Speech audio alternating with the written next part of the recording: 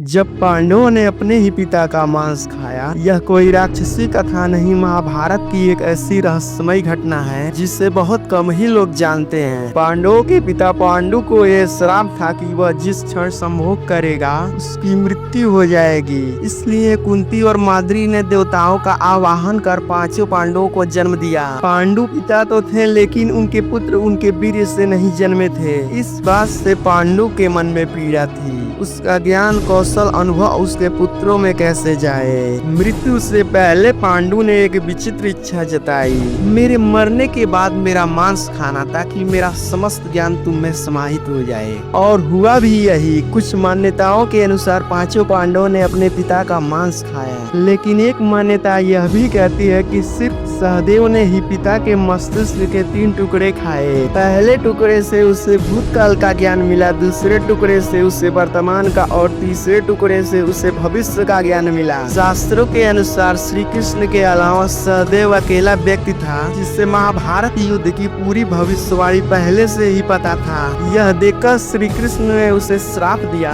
यदि तुमने यह ज्ञान किसी और को बताया तो उसी क्षण तुम्हारी मृत्यु हो जाएगी। इसलिए सहदेव सब जानकर चुप रहा। इतिहास में वह एकमात्र व्यक्ति था जो सब कुछ जानता था लेकिन कुछ भी नहीं कह सकता था। महाभारत की यह घटना सिर्फ कहानी नहीं, एक अकल्पनीय बलिदान और रहस्य का द्वार है। जय श्री कृष्ण।